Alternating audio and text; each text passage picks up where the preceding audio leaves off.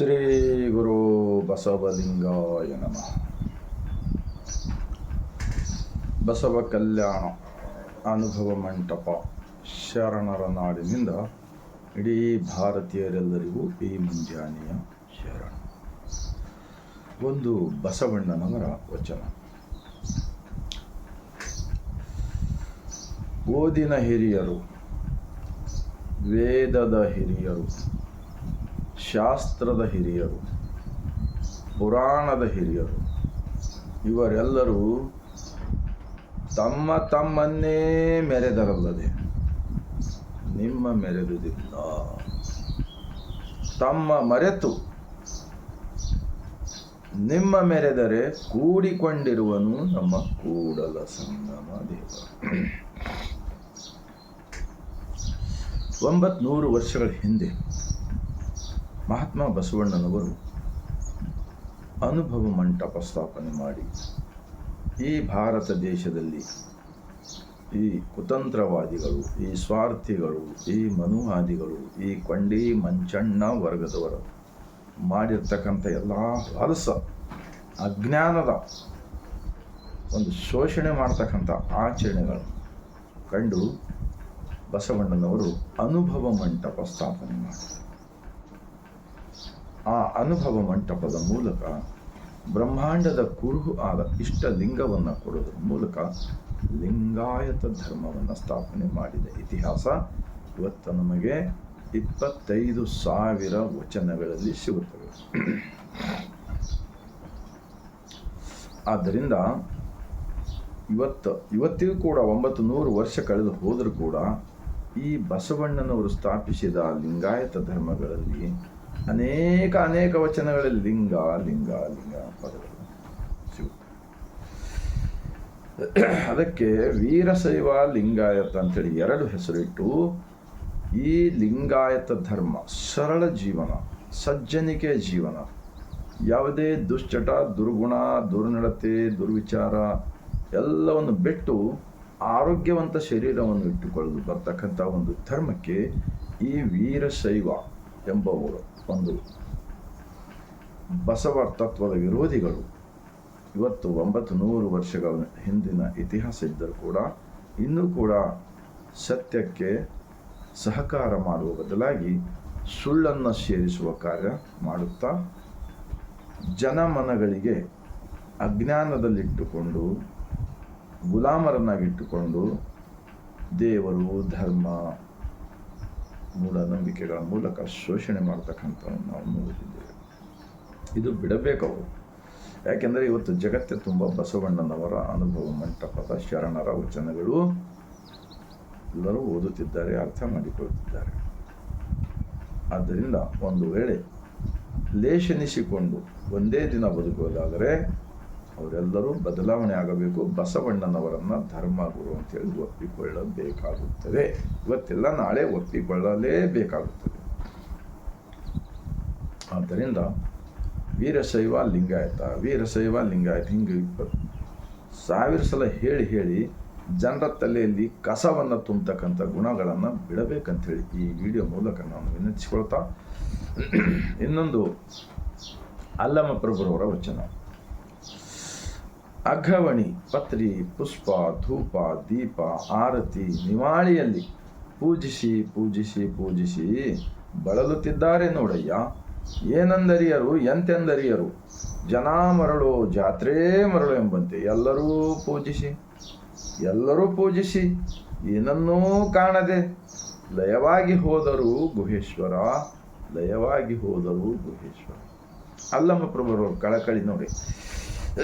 ಈ ಆಡಂಬರದ ಹೊರಗಿನ ಈ ಪೂಜೆ ಪುನಸ್ಕಾರಗಳನ್ನು ಕಂಡು ಅಲ್ಲಮ್ಮ ಪ್ರಭುರವರು ಈ ವಚನ ಬರೆದಿದ್ದಾರೆ.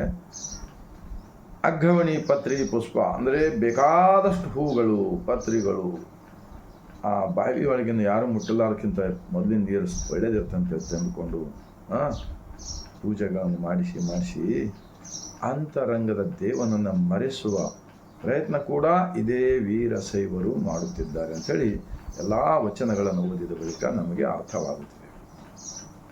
ಬಸವಾದಿ ಶಿವಶರಣರು ಗುಡಿಗುಂಡಾರಗಳ ಏನು ಸಂಸ್ಕಾರ ಏನಿದೆಯಲ್ಲ, ಸುಳ್ಳು ಗೊಳ್ಳು ಪಳ್ಳು ಅವುಗಳಿಗೆಲ್ಲವನ್ನು ತಿರಸ್ಕಾರ ಮಾಡಿದ್ದಾರೆ ಅವರವರ ವಚನಗಳಲ್ಲಿ.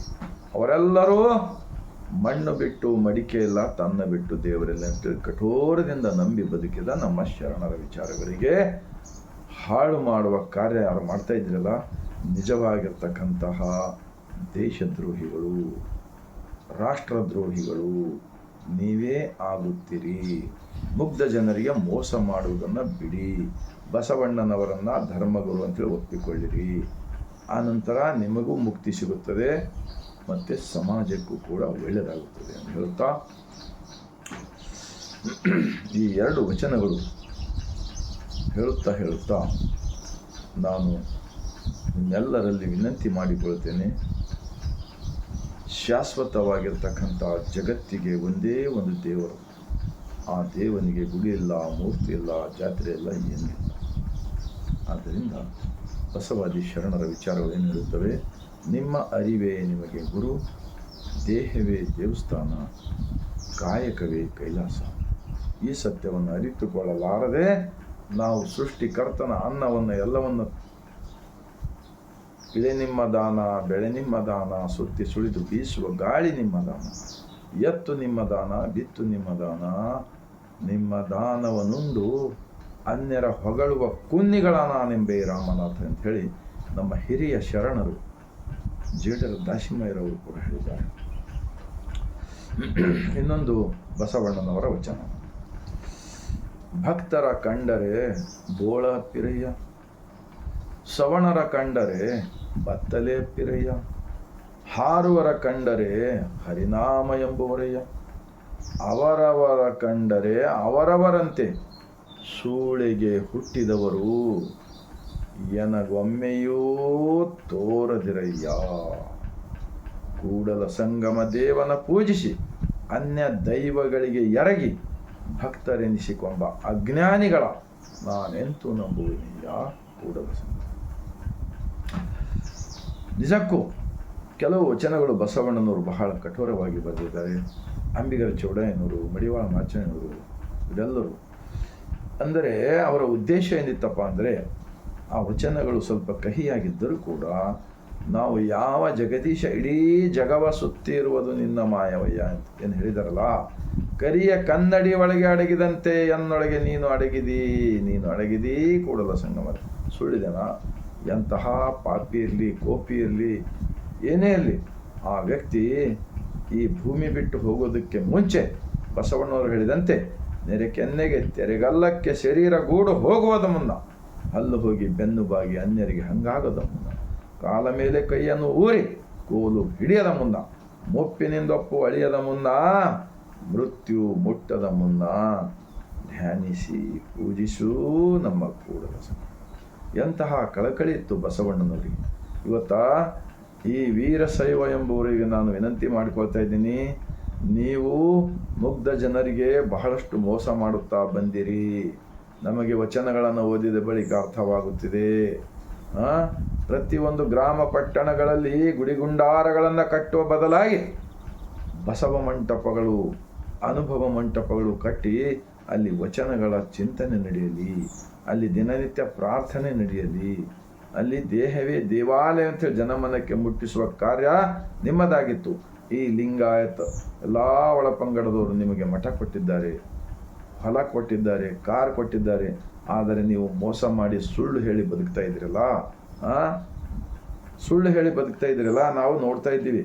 ನಾನು ಕೂಡ 26 ವರ್ಷಗಳ ಹಿಂದೆ ನಿಮ್ಮ ಮಾತುಗಳನ್ನು ಕೇಳಿ ಮೋಸ ಹೋಗಿ ನಾವು ದುಡ್ಡೆಲ್ಲ ಹಾಳು ಮಾಡಿಕೊಂಡು ಬದುಕಿದೆವು. ಆ ದೇವರು ಈ ದೇವರು ಅಂಥೇಳಿ. ಏನಯ್ಯ, ಎಂತಹ ಒಂದು ಮೋಸ ಮಾಡ್ತಕ್ಕಂಥ ಕಾರ್ಯ ಮಾಡ್ತಾ ಇದ್ದೀರಲ್ಲ. ನಿಮ್ಮೆಲ್ಲರಲ್ಲಿ ನಾನು ಎಲ್ಲ ಬಸವ ಅಭಿಮಾನಿಗಳ ಪರವಾಗಿ, ಬುದ್ಧ, ಬಸವ, ಅಂಬೇಡ್ಕರ್ ಇವರೇನಿದ್ದಾರಲ್ಲ, ಇವರೆಲ್ಲರೂ ನಮ್ಮ ಎಲ್ಲರ ಮನುಷ್ಯನ ಕಲ್ಯಾಣ ಬಯಸಿದ್ದಾರೆ. ನಿಮ್ಮ ಕಾಗೆ ಗುಬ್ಬಿಗಳ ಕತೆ ಜಾತ್ರೆಗಳಲ್ಲಿ ಹೇಳ್ತಾ ಇದ್ದೀರಲ್ಲ, ನಿಮ್ಮ ಮನಸ್ಸು ಒಪ್ತಾ ಇದೆನಾ? ಮೋಸ ಮಾಡಿ ಬದುಕ್ತಕ್ಕಂಥವ್ರೇ ಒಪ್ತಾ ಇದೆ ನಿಮ್ಮ ಮನಸ್ಸು? ಇಂತಹ ಕನ್ನಡದ ಸರಳವಾಗಿರ್ತಕ್ಕಂಥ ಬಾಳೆಹಣ್ಣಿನ ಸುಲಿದ ಬಾಳೆಹಣ್ಣಿನಂತೆ ವಚನಗಳಿದ್ದರೂ ಕೂಡ ಹಾಡೆ ಹಗಲತ್ತು ನೀವು ಜನರಿಗೆ ಮೋಸ ಮಾಡ್ತಾ ಇದ್ರಲ್ಲ. ಕೆಲವು ಜನಗಳನ್ನು ಹಳ್ಳಿಗಳಲ್ಲಿ ಇರ್ತಕ್ಕಂಥ ಲಿಂಗಾಯತರನ್ನು ಕಟ್ಕೊಂಡು ನೀವು ಜಾತ್ರೆ ಮಾಡಿ ಅಲ್ಲಿ ದುಡ್ಡು ಸುಲಿಗೆ ಮಾಡ್ತಾ ಇದ್ದೀರಲ್ಲ, ಜನ ಮರಳು ಜಾತ್ರೆ ಅಲ್ಲಮ್ಮ ಪ್ರಭುರ ವಚನ ಸುಳ್ಳಿದೆನಾ? ಎಲ್ಲರೂ ಪೂಜಿಸಿ ಕಳ್ಳರು, ಸುಳ್ಳರು, ಮೋಸಗಾರರು, ವಂಚಕರು, ಕೊಲೆಗಡಕರಿಗೆ ಎಲ್ಲರಿಗೂ ದೇವರು ಒಲಿತಾನೆ ಹೇಳ್ರಿ ನೀವೇ? ನಿಮ್ಮ ಒಳಗಿನ ಮನಸ್ಸು ಒಲಿತದಾ? ಒಲಿಯುವುದಿಲ್ಲ, ಒಲಿಯುವುದಿಲ್ಲ, ಎಂದೆಂದಿಗೂ ಒಲಿಯುವುದಿಲ್ಲ ನಿಮ್ಮೆಲ್ಲರನ್ನ. ಮುಗ್ಧ ಜನರಿಗೆ ಮೋಸ ಮಾಡೋದು ಬಿಡಬೇಕಂತ ಹೇಳಿ ವಿನಂತಿಸ್ಕೊಳ್ತಾ, ಈ ವಚನದ ವಿಡಿಯೋ ನಾನು ಯಾವುದೇ ನನಗೆ ಮಠ ಕೊಟ್ಟಿಲ್ಲ, ಯಾವುದೇ ಒಂದು ಕಾರ್ ಕೊಟ್ಟಿಲ್ಲ, ಯಾರೇ ನನಗೇನು ಹೊಲ ಕೊಟ್ಟಿಲ್ಲ, ಯಾರೇ ನನಗೇನು ಕಾಲು ಬೀಳಿಸ್ಕೊಲಿಕ್ಕೆ ನನಗೆ ಅವಶ್ಯಕತೆ ಇಲ್ಲ. ಬಸವಣ್ಣನವ್ರು ಯಾರದನ್ನ ಕಾಲು ಬೀಳಿಸ್ಕೊಂಡಿದ್ದಾರಾ? ಹರಳಯ್ಯನವರು ಕಾಲದು ಪಾದರಕ್ಷೆ ಮಾಡಿದಂತ ತಲೆ ಮೇಲೆ ಇಟ್ಕೊಂಡಿದ್ರು. ನೀವೇನು ಮಾಡ್ತಾಯಿದ್ರಿ? ಬದಲಾವಣೆ ಆಗಿರಣ್ಣ, ಬದಲಾವಣೆ ಆಗಿರಿ. ಸುಳ್ಳು ಹೇಳಿ ಎಷ್ಟು ವರ್ಷ ಬದುಕ್ತೀರಿ? 1000 ವರ್ಷ ಬದುಕ್ತೀರಾ ನೀವೆಲ್ಲ? ಸಮಾಜದ ಸೃಷ್ಟಿಕರ್ತ ಒಳಗಡೆ ಎಲ್ಲ ನೋಡುತ್ತಿದ್ದಾನೆ. ಒಳಗಡೆ ಒಂದು ದೊಡ್ಡ ಮೀಟರ್ ಕುಂತಿದೆ, ಬ್ರಹ್ಮಾಂಡದ ಒಡೆಯನ ಮೀಟರ್ ಒಳಗಡೆ ಇದೆ. ಇದನ್ನು ನಂಬಿದ ನಾನು ಚಂದ್ರಪ್ಪ ಭೀಮಣ್ಣ ಗುಂಗೆ ಬೇಲೂರು. ನಾನು ಚಂದ್ರಪ್ಪ ಭೀಮಣ್ಣ ಗುಂಗೆ ಬೇಲೂರಲ್ಲಿ ಹುಟ್ಟಿದ ವ್ಯಕ್ತಿ. ಸರ್ಕಾರಿ ಆಸ್ಪತ್ರೆಯಲ್ಲಿ ಆಂಬ್ಯುಲೆನ್ಸ್ ವಾಹನ ಚಾಲಕನಾಗಿ ಕಾರ್ಯ ಮಾಡ್ತಾ 26 ವರ್ಷಗಳ ಹಿಂದೆ ಇಂತಹ ನಮಗೆ ವಿಚಾರಗಳನ್ನು ಗೊತ್ತಿದ್ದಿಲ್ಲ. ಆವಾಗ ನಾವು ಕೆಟ್ಟ ವಿಚಾರಗಳ ಸಂಘ, ಜನರ ಕೆಟ್ಟವ್ರ ಸಂಘ ಸೇರಿ ಹಾಳಾಗಿ ಹೋಗ್ತಾ ಇದ್ದೀವಿ.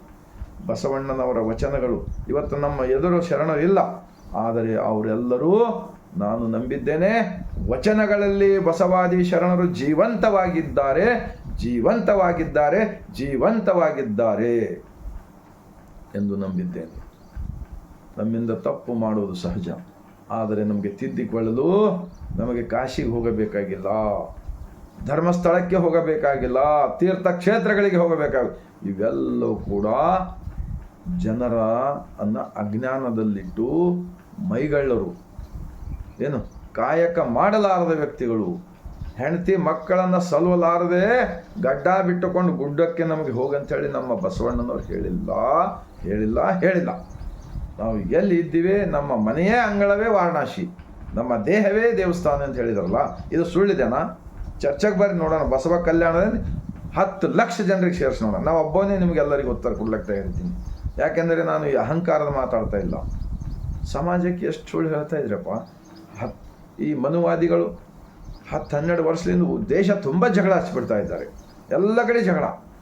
ಜನರಿಗೆ ಬೇಕಾಗಿದ್ದವು ಒಳ್ಳೆಯ ರಸ್ತೆಗಳು, ಒಳ್ಳೆಯ ಸ್ಕೂಲುಗಳು, ಒಳ್ಳೆಯ ಆಸ್ಪತ್ರೆಗಳು, ಒಕ್ಕಲಿಗೆ ರೈತರಿಗೆ ಬೇಕಾಗಿರ್ತಕ್ಕಂಥ ಬೀಜ ಗೊಬ್ಬರಗಳು, ಬದುಕಲಿಕ್ಕೆ ಏನು ಬೇಕಾ ಅವು ಬಿಟ್ಟು ಹಿಂದೂ ಮುಸ್ಲಿಂ, ರಾಮಾಯಣ ಮಹಾಭಾರತ, ಕ್ರೈಸ್ತ ಧರ್ಮಾಂತರ, 12ನೇ ಶತಮಾನದಲ್ಲಿ ಎಲ್ಲವನ್ನು ಕಿತ್ತು ಹರಡ್ದು ಎಲ್ಲ 99 ಒಳಪಂಗಡದವರು ಎಲ್ಲರೂ ಲಿಂಗಾಯತರಾಗಿದ್ದ ಇತಿಹಾಸ ವಚನಗಳಲ್ಲಿ ಸಿಗುತ್ತೆ. ಹೋದ್ರಿ ಅವರೆಲ್ಲರೂ ಈಗೇನು ಮಾಡ್ತೀರಿ? ಎಲ್ಲರೂ ಇಡೀ ನಾನು ಒಂದೇ ಒಂದು ಇವತ್ತಿಲ್ಲ ನಾಳೆ ಭಾರತ ದೇಶದಲ್ಲಿರ್ತಕ್ಕಂಥ ಮುಸಲ್ಮಾನರು, ಕ್ರೈಸ್ತರು ಅವರೆಲ್ಲರೂ 12ನೇ ಶತಮಾನದಲ್ಲಿ ಲಿಂಗಾಯತರಿದ್ದರು.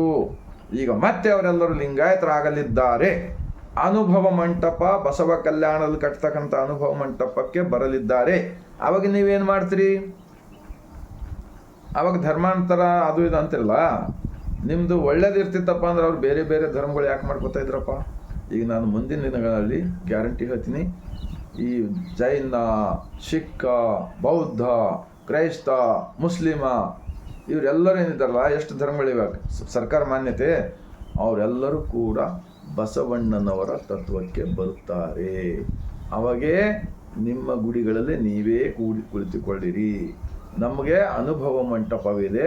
ನಾವು ಪ್ರತಿಯೊಂದು ಗ್ರಾಮ ಪಟ್ಟಣಗಳಲ್ಲಿ ಅನುಭವ ಮಂಟಪ ಕಟ್ಟಿಕೊಳ್ಳುತ್ತಾರೆ ಜನಗಳು. ಇವತ್ತಿಲ್ಲ ನಾಳೆ 900 ವರ್ಷಗಳಿಂದ ಈ ತತ್ವಕ್ಕೆ ಹಾಳು ಮಾಡಲು ಪ್ರಯತ್ನ ಮಾಡ್ತಾ ಬಂದಿರಲ್ಲ. ಯಾಕಂದರೆ ಜನಗಳು ವಚನ ಇಲ್ಲ ಅಂಥೇಳಿ ನೀವು ದುರುಪಯೋಗ ತೆಗೆದುಕೊಳ್ಳಬೇಡಿ. ವಚನಗಳು ಓದ್ತಾ ಇದ್ದಾರೆ ಎಲ್ಲರೂ. 23 ಭಾಷೆಯಲ್ಲಿ ಬಂದಿವಲ್ಲ ವಚನಗಳು, ಎಲ್ಲ ಓದ್ತಾ ಇದ್ದಾರೆ. ನಾನು ಒಂದೇ ಇಷ್ಟೆಲ್ಲ ನಾನು ಯಾಕೆ ಹೇಳ್ತಾ ಇದ್ದೀನಿ ಅಂದರೆ, ಮನುಷ್ಯನಿಗೆ ಬದುಕಲಿಕ್ಕೆ ಏನು ಬೇಕಪ್ಪ? 4 ರೊಟ್ಟಿ, ಮುಂಜಾನೆ 2, ಸಾಯಂಕಾಲ 2, 4 ರೊಟ್ಟಿ, ಊಟ, ಹೊಟ್ಟೆ ತುಂಬಲಿಕ್ಕೆ ಸಾಕು. ಮಲ್ಕೊಳಕ್ಕೆ ಒಂದು ಜಾಗ. ಕಾಶ್ಮೀರದ ರಾಜ ಹೇಳಿಲ್ಲ, ಮೊಳ್ಕೆದ ಗವಿ ಇದೆ, ಮಲಗಲು 6 ಇಂಚಿನ ಮಂಚ, ಪರ್ಸು, ಊಟಕ್ಕೆ ಒಂದು ಆಕಳ ಹಾಲು, ಏನಪ್ಪ ಈ ಸಂಸಾರ ಯಾಕಂಥೇಳಿ ಬಸವಣ್ಣನವ್ರ ಕೀರ್ತಿ ವಾರ್ತೆಗಳನ್ನು ಕೇಳಿ ಕಾಶ್ಮೀರದ ರಾಜ ಮಹಾದೇವ್ ಭೋಪಾಲ್ ಮಹಾದೇವಿ ದಂಪತಿಗಳು ಬಸವಣ್ಣನ ಕಲ್ಯಾಣಕ್ಕೆ ಬಂದರು. ಅವತ್ತು ಯಾವುದು ವಿಮಾನ ಇದ್ದಿಲ್ಲ, ಬಸ್ ಇದ್ದಿಲ್ಲ, ಟ್ರೈನ್ ಇದ್ದಿಲ್ಲ. ಇಲ್ಲಿ ಬಂದು ಒಣಗಿದ ಕಟ್ಟಿಗೆ ಮಾಡಿ ದಾಸೋಗದಲ್ಲಿ ಕೊಟ್ಟು ಎಲ್ಲರ ಜೊತೆ ಪ್ರಸಾದ ತೊಗೊಂಡು ಬದುಕಿದ್ರಲ್ಲಪ್ಪ. ನೀವೇನು ಮಾಡ್ತಾಯಿದ್ರಿ ವೀರಶೈವ ಅಂತೇಳಿ ನೀವೇನು ದುಡಿತಾ ಇದ್ರಿ, ಏನು ಕೆಲಸ ಮಾಡ್ತಾಯಿದ್ರಿ ಹೇಳಿ. ನಮ್ಮ ಎಲ್ಲ ಬಸವ ಕಲ್ಯಾಣ ಶರಣರು ಎಲ್ಲರೂ ಕಾಯಕ ಯೋಗಿಗಳು ಇದ್ದರು, ಎಲ್ಲರೂ ದುಡಿತೇವೆ. ಆ ಸಿದ್ದರಾಮೇಶ್ವರ ಅವ್ರಿಗೆ ಸಿದ್ದೇಶ್ವರ ಬೇರೆ, ಸಿದ್ದರಾಮೇಶ್ವರ ಎಲ್ಲ ನಿಮ್ಮ ಎಂತೆಂಥ ಮೋಸ ಮಾಡ್ತಾಯಿದ್ರಿ, ಮಡಿವಾಳ ಮಾಚ ಹಾಗೆ ಮಾಡ್ತಾಯಿದ್ರಿ. ಎಲ್ಲ ಶರಣರ ವಿಚಾರಗಳನ್ನು ಕಲಬೆರಕೆ ಮಾಡ್ತಕ್ಕಂಥದ್ದು ಕೆಲಸ ಯಾರು ಮಾಡ್ತಾಯಿದ್ರ? ನೀವೇ ಸಮಾಜದ ದ್ರೋಹಿಗಳು, ನೀವೇ ದೇಶದ್ರೋಹಿಗಳು, ನೀವೇ ಮನುವಾದಿಗಳು, ನೀವೇ ಕುತಂತ್ರವಾದಿಗಳು, ನೀವೇ ಸ್ವಾರ್ಥಿಗಳು ಅಂಥೇಳಿ ಪ್ರೂಫ್ ಮಾಡಿಕೊಡ್ತಾ ಇದ್ದೀರಲ್ಲಪ್ಪ. ನೀವೇ ಕೊಡ್ತಾ ಇದ್ದೀರಲ್ಲ. ನಾನು ವಚನ ಓದಿದ ಮೇಲೆ ನಾನು ನಿಶ್ಚಿಂತವಾಗಿ ಜೀವನ ಮಾಡ್ತಾಯಿದ್ದೀನಿ. ಒಂದೇ ದಿನ ಬದುಕಿದ್ರೆ ಸಾಕು ನಮಗೆ.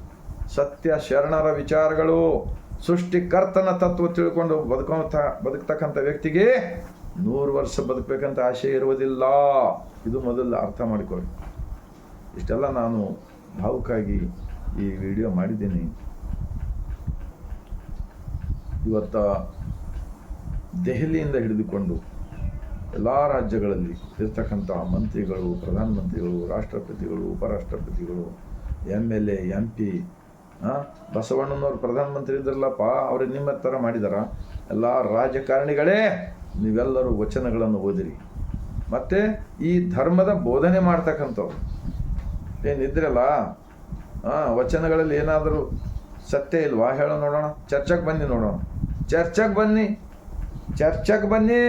ಬಸವ ಕಲ್ಯಾಣದಲ್ಲಿ ಚರ್ಚೆ ಮಾಡಿರಿ ಒಂದು ತಿಂಗಳವರೆಗೆ. ಬರೀ ಕೂಡ್ರಿ, 1,00,000 ಜನ ಕೂತ್ಕೊಳ್ಳಿ ನೀವೆಲ್ಲರೂ. ಚರ್ಚೆ ಈ ವಚನ ಏನು ಹೇಳ್ಕೊಡುತ್ತದೆ, ಈ ವಚನ ಏನು ಹೇಳ್ಕೊಡುತ್ತೆ. ನೀವು ಎಷ್ಟೇ ಕಲಬೆರಕೆ ಮಾಡುವ ಪ್ರಯತ್ನ ಪಟ್ಟರೂ ಕೂಡ ಸಿಕ್ಕಿಕೊಳ್ಳುವುದಂತೂ ಗ್ಯಾರಂಟಿ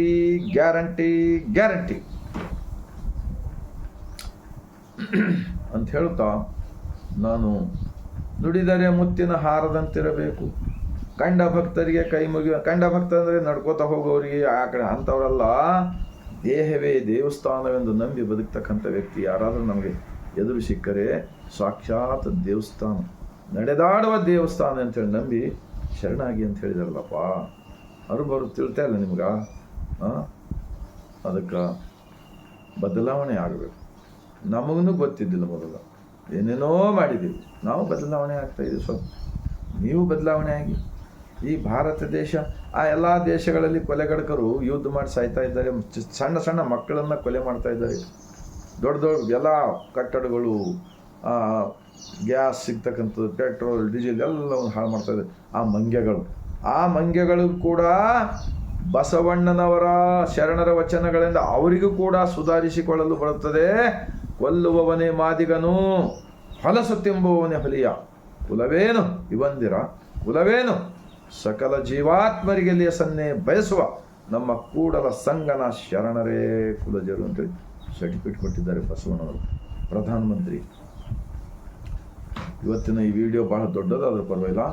145 ಕೋಟಿ ಭಾರತೀಯರಿಗೆ ಈ ವಿಡಿಯೋ ತಲುಪೋ ಕಾರ್ಯ ಯಾರ್ಯಾರು ಮಾಡುತ್ತೀರಿ? ನಿಮ್ಮ ಹೃದಯದಲ್ಲಿ ಹೃದಯ ಇದ್ದರೆ ಅರಿವೇ ಗುರು, ದೇಹವೇ ದೇವಸ್ಥಾನ, ಕಾಯಕವೇ ಕೈಲಾಸ ಅಂತ ಹೇಳಿದ ಸುಳ್ಳಿದೆನಾ ಹೇಳಿ ನೋಡೋಣ. ಅದಕ್ಕೆ ನಾನು ಪದೇ ಹೇಳಿದೆ, ಚರ್ಚೆ ಮಾಡಬೇಕಪ್ಪ. ನಮಗೂ ಕೂಡ ಗೊತ್ತಿದ್ದಿಲ್ಲ, ನಾವು ಸುಳ್ಳನ್ನೇ ಸತ್ಯ ನಂಬ್ತಾ ಇದ್ದೀವಿ, ಸತ್ಯವನ್ನೇ ಸುಳ್ಳಿದೆ ಹೇಳ್ತಾ ಇದ್ವಿ. ಮೊದಲು ತಿಳಿತಾ ಇರಲಿಲ್ಲ. ಒಳಗಿನ ದೇವರಂತೂ ಕಾಣುವುದಿಲ್ಲ, ಎಲ್ಲರಿಗೂ ಕಾಣುವುದಿಲ್ಲ. ನಮ್ಮ ಸುತ್ತಮುತ್ತ ಗಾಳಿ ಇದೆ, ಗಾಳಿ ಇಲ್ಲ ಅಂತ ಹೇಳಕ್ಕೆ ಬರ್ತದಪ್ಪ. ಯಾರಾದ್ರೂ ಹೇಳಿ ನೋಡ್ರಿ, ಇಲ್ಲ ಅಂತ ಹೇಳಕ್ಕೆ ಬರ್ತದ ಗಾಳಿ?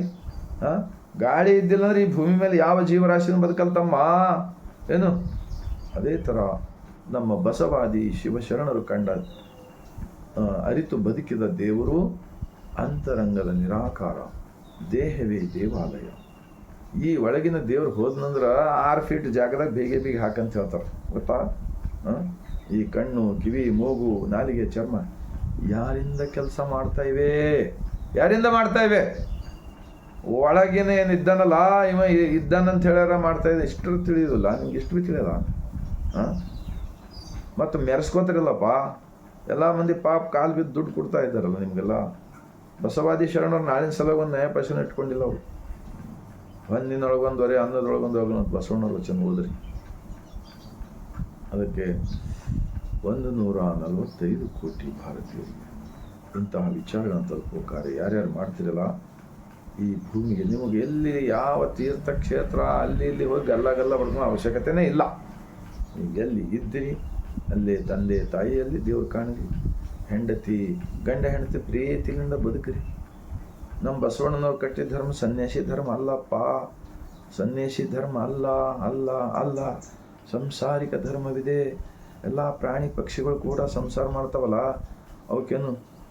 ಅವಕ್ಕೇನಾರ ಪಾಪ ಸುಳ್ಳು ಕಳ್ಳ ಹೇಳೋದು ಗೊತ್ತಿದೆನಾ? ನಿಮ್ಗೆ ಅರ್ಥವಾಗ್ತಾ ಇಲ್ಲ. ಬಸವಣ್ಣನವ್ರ ಧರ್ಮ ಪ್ರಕೃತಿಯ ಧರ್ಮವಿದೆ ಎಂದು ಹೇಳುತ್ತಾ ಬಸವ ಕಲ್ಯಾಣದ ಭೂಮಿಲಿಂದ ಮತ್ತೊಮ್ಮೆ ಬಾಗಿದ ತಲೆ ಮುಗಿದ ಕೈಲಿಂದ ಸರ್ವರಿಗೂ ಶರಣ.